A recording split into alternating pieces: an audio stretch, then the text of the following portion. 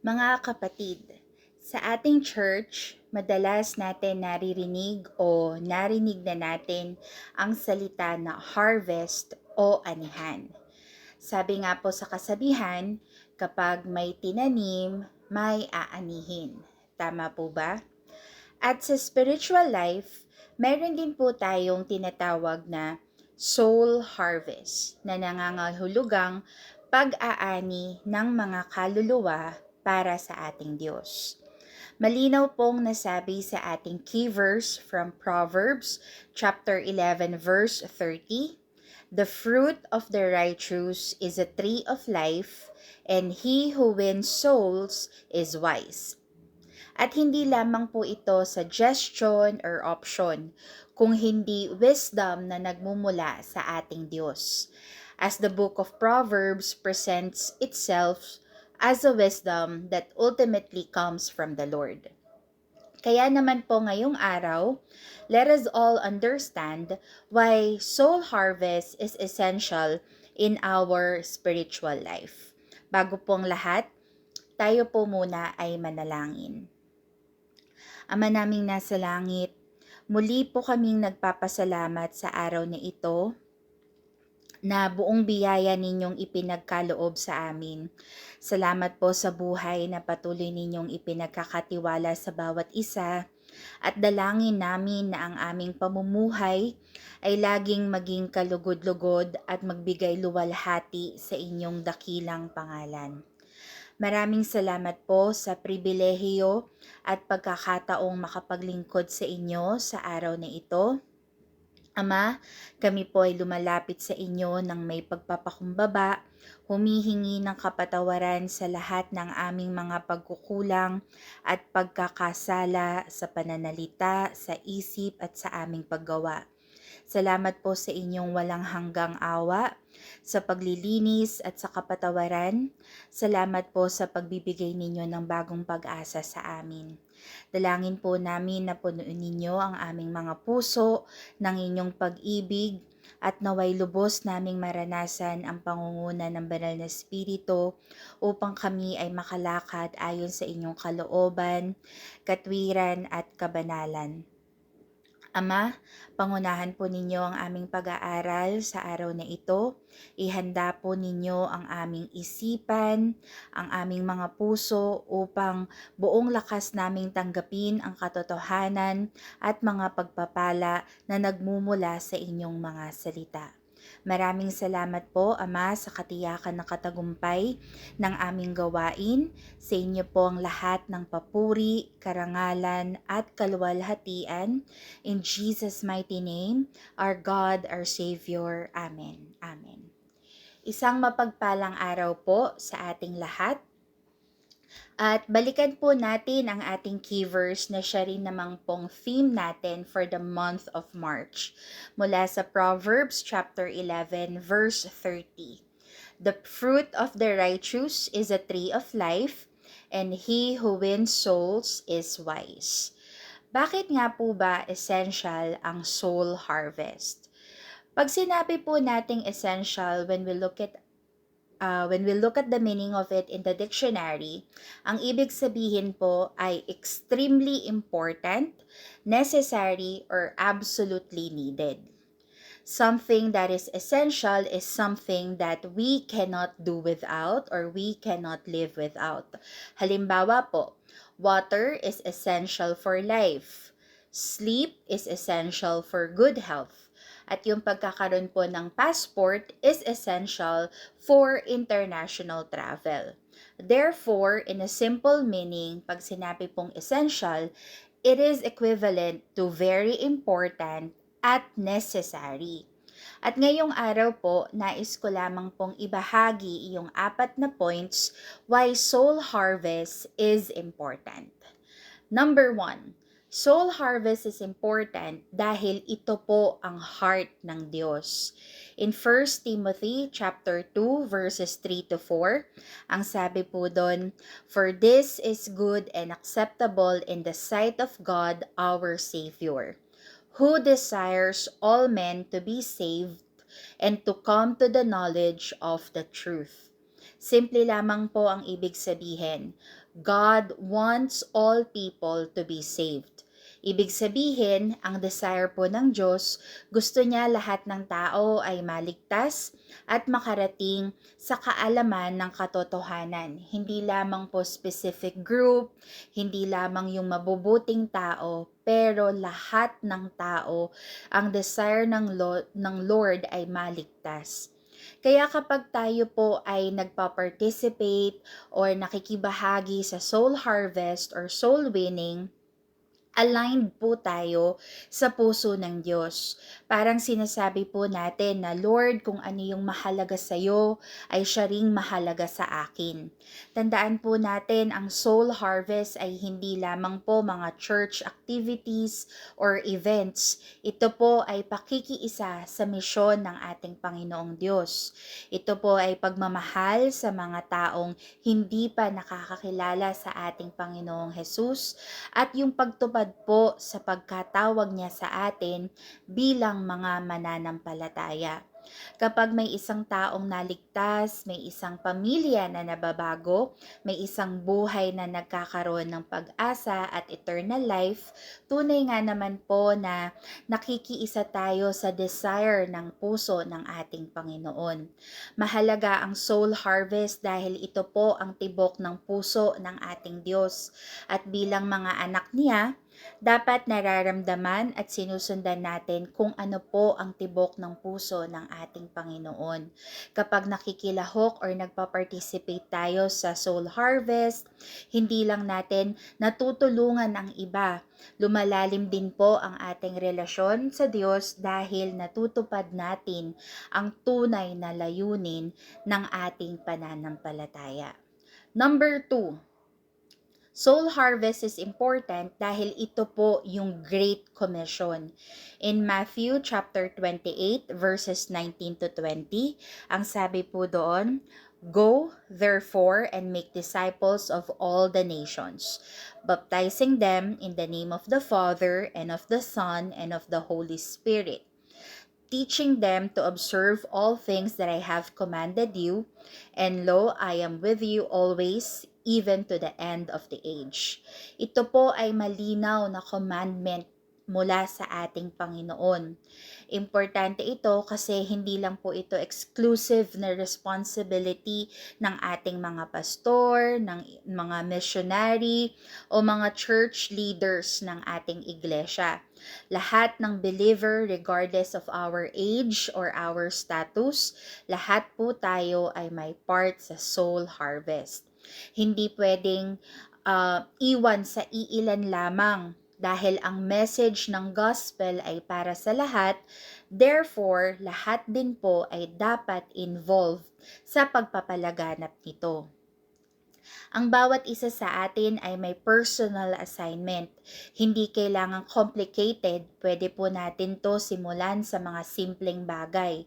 Magsabi sa ating pamilya o mga kaibigan patungkol sa salita ng Diyos. Kung may mga group chat po tayo, aside sa pangungumusta sa ating mga kapamilya o kaibigan, maaari po nating i-share sa kanila yung mga devotionals natin or di kaya itong mga church services or online services ng ating iglesia. We can also encourage yung iba patungkol sa ating pananampalataya na kung may kakilala po tayong may pinagdaraanan, we can share our testimony, how God worked in our lives, yung faithfulness ng Lord na tunay nga po na lagi nating maaasahan sa bawat panahon. Dahil our story about our encounter with the Lord can encourage and move them in the most impossible situation. Ang soul harvest po ay collective effort. Hindi po ito isang solo na misyon. Ibig sabihin, kapag lahat po tayo ay nagpa-participate, kahit sa maliliit lamang po na paraan, mas marami po ang maaabot ng mensahe ng salita ng Diyos. Para pong isang chain reaction, isang maliit na aksyon mula sa inyo, sa akin, sa atin, sa ating lahat, pwedeng magbunga ng malaking pagbabago para sa buhay ng iba. Ito rin po yung paraan upang ipakita natin ang pagmamahal ng ating Diyos, hindi lang sa salita, kung hindi sa gawa, sa pamamagitan ng sharing, teaching, and guiding others to Jesus Christ. Kapag nakikita po nila yung love at yung care, mas nagiging bukas sila in accepting the message of the gospel. Sa madaling sabi, ang pagiging active or ang pagpa-participate sa soul harvest ay part ng pagiging tunay na disciple. Hindi lang po ito optional or extra activity, ito po yung core purpose ng ating pananampalataya bilang mga tagasunod ni Jesus Christ. Kung gusto nating sundan si Jesus ng buong puso, ang pagpapalago ng kaharian ng Diyos sa buhay ng iba ay mandatory, integral at tunay nga pong rewarding. Number 3, it has an eternal impact. Sabi po sa Daniel chapter 12 verse 3, those who are wise shall shine like the brightness of the firmament, and those who turn many to righteousness like the stars forever and ever. Simulan po natin yung realidad sa ating mundo. Sa buhay natin, madali nating makita na yung mga bagay ay, may mga karamihang bagay na temporary lamang. Halimbawa po, ang pera, pwedeng meron tayo ngayon, pwedeng may panahon na nawawala rin ito o saktuhan lamang. Sa bahay o yung ating mga properties, maaaring masira. Unfortunately, may mga times po na nasusunog or nawawala dahil sa kalamidad o iba pang sitwasyon. Even our works or career, natatapos po ito at kahit gaano tayo ka-successful ngayon, maaaring dumating ang panahon na mababago ang ating sitwasyon. Ang point ay yung mga material na bagay ay panandalian lamang. Kaya hindi natin dapat idamay ang ating eternal reward sa mga temporary na bagay lamang. Habang yung kaluluwa po ng mga tao, on the other hand, ay tinuturing na eternal. Hindi ito nawawala, hindi ito naapektuhan ng panahon o maaaring masira ng mga basta-bastang material things. Kaya naman po kapag ininvest natin ang ating oras, effort, and even our resources in soul harvest, ibig sabihin, pagtuturo sa iba tungkol sa kabutihan, righteousness, at pagbibigay inspirasyon sa kanilang buhay, ang impact po natin ay nagiging panghabang buhay. Sabi nga po 'di ba ulit sa Daniel chapter 12 verse 3b, those who turn many to righteousness like the stars forever and ever. Malinaw na ang reward ng paggawa ng tama at paggabay sa iba sa landas ng kabutihan ay hindi po pansamantala, kung hindi maituturing na forever reward. Imagine kahit wala na po tayo dito sa mundo, ang liwanag na binigay natin sa iba ay maaaring magpatuloy at magliwanag sa tulong ng pag-ibig at katapatan ng ating Diyos. Kaya ano pong ibig sabihin nito para sa ating mga daily life o sa pang-araw-araw ng ating buhay? Mag-invest po tayo sa relationships na may eternal value. Hindi lamang sa mga friendships or work connections na maaaring pansamantala lamang o may kontrata. Tumulong po tayo sa mga sa kanilang mga spiritual growth. Gumawa po tayo ng mga mabubuting bagay na kahit maliliit, ang epekto naman nito ay maaaring mas malaki sa eternity kaysa sa pansamantala nating comfort or mga achievements.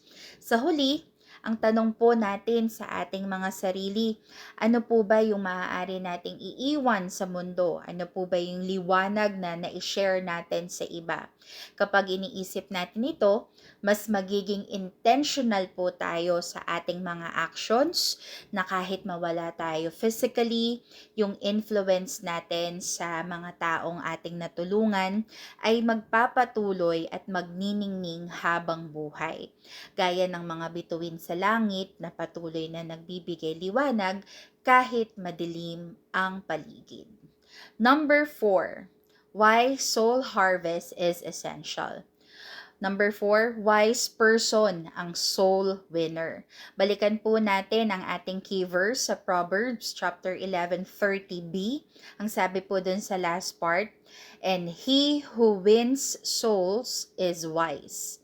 Sa Bible po, ang wisdom ay hindi lamang about having the knowledge o yung pagiging matalino pagdating sa worldly sense. Ang wisdom po ay pamumuhay ayon sa kalooban ng Diyos. Ibig sabihin, yung taong may wisdom ay nakaka-discern kung ano po yung tama, kung ano yung makakabuti sa sarili at sa iba, at kung paano po tayo magdadala ng buhay na kalugod-lugod o mag-o-offer ng buhay na kalugod-lugod sa ating Panginoon. Kaya kapag tayo po ay nagpa-participate sa soul harvest or sa soul winning, ibig sabihin nagpapalagaw po tayo ng kingdom ng Diyos sa pamamagitan ng pag-uuwi ng mga tao sa Kanya or pagbabalik ng tao sa Kanya. Hindi lang ito spiritual investment sa kanila, kung hindi demonstration ng ating sariling wisdom. Sa madaling sabi, soul winning is equals to wise living. Pinapakita natin ang pag-ibig ng Diyos in many practical ways. Nakakatulong po tayo sa eternal destiny ng ibang tao at hindi lamang sa temporary happiness nila. At higit sa lahat, sinusunod natin ang tinawag ng Diyos na layunin para sa bawat isa. So, ang soul harvest po isn't just a task or ministry activity. Ito po ay isang paraan para maging tunay na wise po tayo sa mata ng ating Panginoon. Yung wisdom na may action, hindi lamang po sa ating mga pag-iisip o sa salita. Kung babalikan natin ang mga points, makikita po natin na muli, hindi po basta-basta na program or plans ang soul harvest ng ating mga church. Ito po ay reflection ng puso ng Diyos at ng ating pananampalataya. Una, soul harvest is the heartbeat of God. Kung ano po ang mahalaga sa Kanya, dapat mahalaga rin sa atin. God wants all people to be saved. Kapag nakikilahok or nagpa-participate po tayo sa mga gawain ng soul harvest, sinasabi natin sa Diyos na, Lord, I care about what you care about. Hindi lang natin tinutulungan ng ibang tao, pero lumalalim din po ang relasyon natin sa Kanya at natutupad po natin ang ating calling bilang isang mananampalataya. Pangalawa, ito po ang fulfillment ng Great Commission. Hindi ito exclusive responsibility ng ating mga pastor or ng mga assigned missionary lamang. Lahat tayo ay may part sa pagpapalaganap ng Kanyang salita. Kahit sa simpleng paraan, sa pag-share sa ating pamilya, sa ating mga kaibigan, pagbabahagi ng ating mga testimony, pwede nating maabot ang buhay ng iba at ipakita ang pagmamahal ng ating Diyos. Ang soul harvest ay collective effort. Bawat maliliit na aksyon ay pwedeng magdulot ng chain reaction ng pagbabago ng buhay ng isang individual. Pangatlo po, ito po ang impact na may eternal effect. Sa mundo, karamihan ng bagay temporary lang. Pera, bahay, career, trabaho, pero ang kaluluwa ng isang tao ay eternal. Kapag nag-invest tayo in soul harvest, nag-iiwan tayo ng liwanag na mananatili kahit wala na po tayo physically. Like what's emphasized in Daniel chapter 12 verse 3, it reminds us that those who turn many to righteousness like the stars forever and ever. Kaya every life na natatouch po natin, bawat tao na nag-guide natin sa Lord, ay nagiging eternal legacy at kabahagi tayo ng gawain ng Diyos. Pang-apat, panghuli, ang soul winner ay wise person. Wisdom sa mata ng Panginoon ay hindi lamang yung knowledge kung hindi rin po yung action, pagsunod sa kanyang kalooban, pagliko sa kanyang kaharian. Kapag tayo po ay nakikipag-participate sa soul winning, sa soul harvest, ipinakikita po natin na ang pagmamahal ng Diyos ay laging available para sa lahat. Tinutulungan natin ang iba sa kanilang eternal destiny at sinusunod natin ang layunin ng Diyos para sa ating buhay. Kaya nga po, soul winning is indeed a wise living. Kaya sa huli, gusto ko pong i-challenge ang lahat. Huwag nating tingnan ang soul harvest bilang isang activity ng ating church na parte ng plans and programs natin for the entire year. Ito po ay opportunity para ipakita ang ating pananampalataya, pag-ibig, ang ating karunungan para sa bawat oras, effort at pagmamahal na ibinibigay natin sa paglago ng kaharian ng Diyos. Hindi lang natin binabago ang buhay ng iba, binabago din natin ang ating sarili at mas lumalapit po tayo sa puso ng Diyos. So let us all be intentional. Let's be active. Let's be faithful in participating in soul harvest.